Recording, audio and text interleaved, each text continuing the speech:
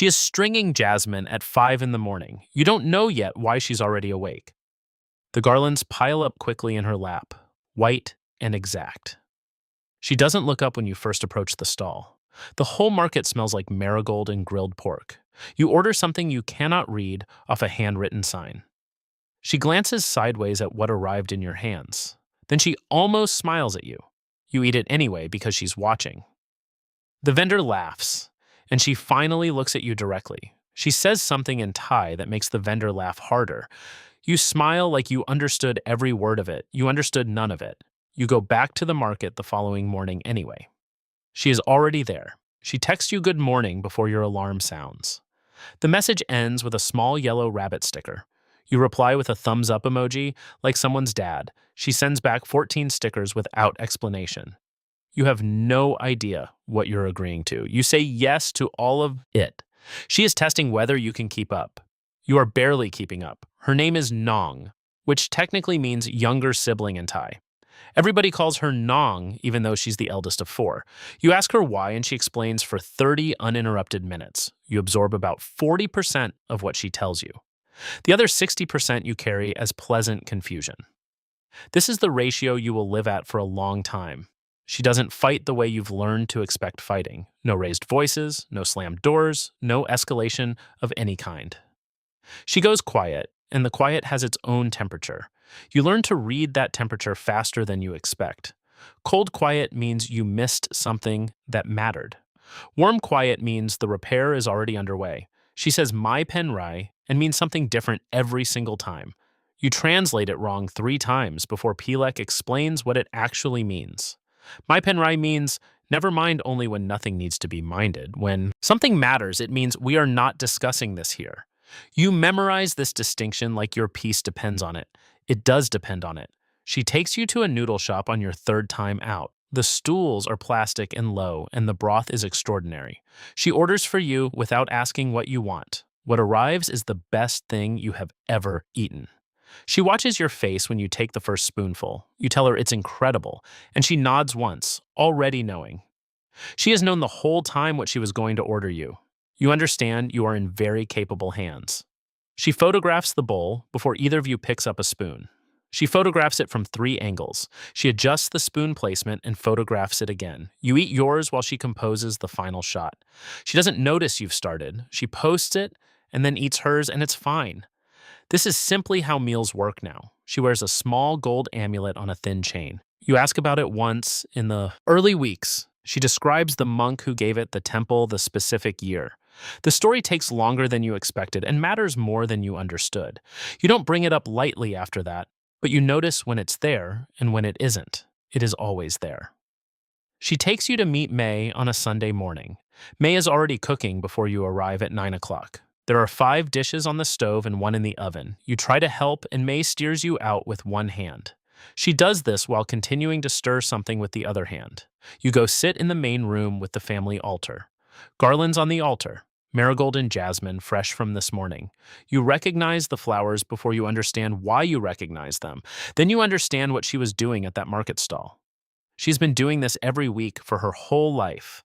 Pilek is the older sister, and Pilek thinks you're wonderful. Not wonderful like you're impressive, wonderful like you're a good story. She speaks better English and translates what May says at speed. She also monitors how much food you take at every meal. Your appetite is being evaluated and reported to May. You learn to eat more than you think you are capable of. Pilek also has opinions about your hair, your clothes, and your posture. She delivers these opinions warmly, as if doing you a favor. She is doing you a favor. Uncle Dang is May's brother and a man of very few English words. He sits near the door at every family gathering without exception. He watches you the way a person watches weather come in. You why him correctly on the second visit and his face changes, just slightly, but you catch it. Pilek tells you later that Uncle Dang told May you have good manners. Uncle Dang has never said this about anyone from outside the family. You take this as the highest compliment you have ever received. By the 4th visit, he pours your water before you reach for it. You understand this is love in his specific language. May puts a bowl in front of you on the 3rd visit. It is a clear broth with something pale and floating inside. You don't know what the pale thing is. You eat it without asking, because May is standing there watching. It is remarkable, and you still don't know what it was. May watches your face and immediately adds more to your bowl. This is the exact moment she decides she likes you. You feel it happen without anyone saying a word. The house has a spirit house on a post in the garden. Someone has placed fresh jasmine garlands on it this morning. You ask Palek who tends it, and she points at Nong without looking. Nong does it before she leaves the house every single day. You have been here 6 Sundays, and she has never missed once. You start to understand the quiet consistency underneath all her motion. She's always tending something. She starts leaving things at your apartment in small, careful increments. First, a jar of dried herbs she says are for your digestion. Then a small Buddha figurine that appears near your front door. Then a wind chime you don't remember agreeing to. You come home one afternoon and the sofa faces a different direction. Not dramatically, just slightly rotated toward the window for the light. She explains about energy flow in the space once. She says it once and doesn't repeat herself. You don't rotate the sofa back. She sends voice notes to May every single evening without fail. They are long and fast, and you can follow maybe a tenth of them. But you can hear when she laughs somewhere in the middle, and you can hear when her voice softens near the very end. Palek tells you they talk about everything: the food, the day, you. Mostly you, apparently, though May would never confirm this directly. You get sick in November with a proper fever. She arrives within the hour carrying a bag that needs 2 hands. Ginger tea, congee, a glass jar of something orange, and Vicks. She applies the Vicks to your chest, your throat, and your temples. Then she crouches down and applies it firmly to the bottom of both feet. You open your mouth and she looks at you and you close it. You wake up the next morning feeling completely restored. She is already making something in the kitchen when you come out. She doesn't say, "I told you so," which is somehow more powerful. You say Rocktour for the first time at the wrong moment. You say it quietly, in the middle of something ordinary, by accident. She stops what she's doing and looks at you. Then she says it back in Thai first, slower than you've heard it. Then she says it in English. Then she covers her face with both hands and turns away from you. You stand there not knowing what to do with yourself. She peeks at you through her fingers and laughs. You decide to say it more. You tell Pilek you want to ask May before you ask Nong. Palek says good and then coaches you for 2 full hours. She makes you rehearse the while until your form is acceptable. She tells you exactly where to sit, when to open, when to pause. You arrive at May's house on a Wednesday afternoon with your rehearsed speech. May listens to all of it without interrupting or moving her face. When you finish, she speaks to Palek for a very long time.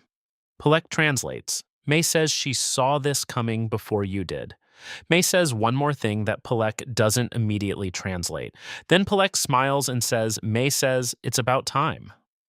Uncle Dang from his corner pours your water without looking up. Then Palek explains Sin Sod.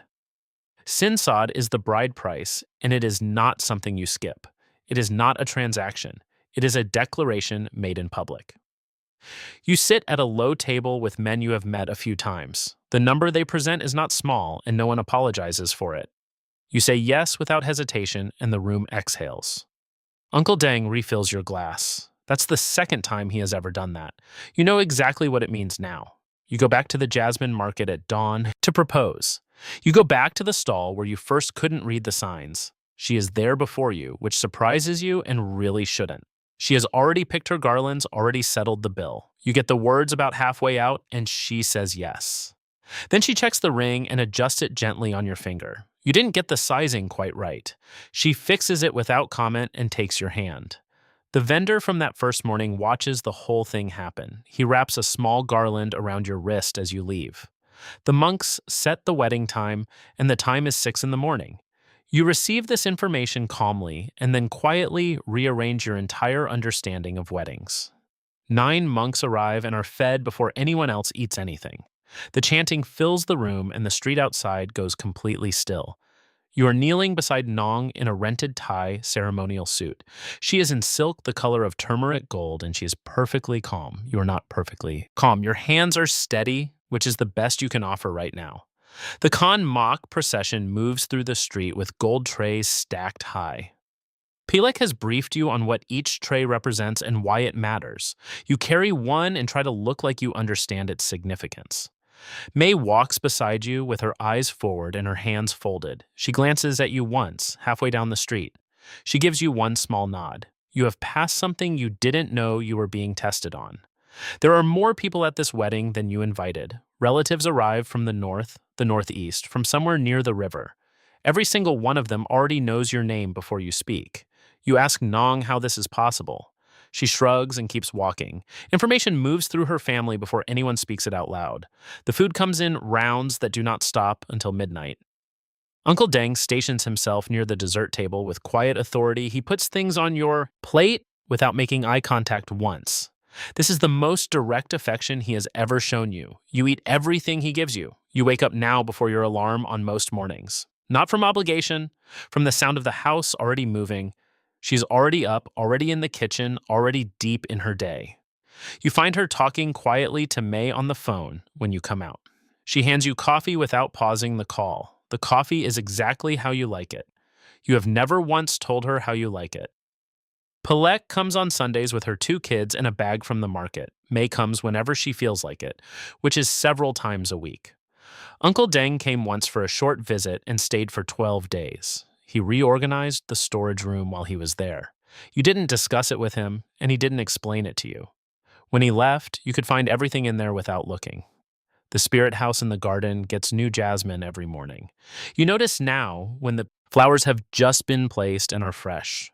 There is a particular stillness in the garden at that moment. She moves past it without ceremony, the way you breathe without thinking. She's been tending things her whole life. You are one of the things she tends now. You didn't understand what that meant when you first met her. You understand it completely on an ordinary Wednesday afternoon. You are in the jasmine market on a Tuesday morning in March. She has already picked everything she needs and is finishing with the vendor. You are still adjusting to the hour and the smell and the noise. She takes your hand and says something to the woman at the stall.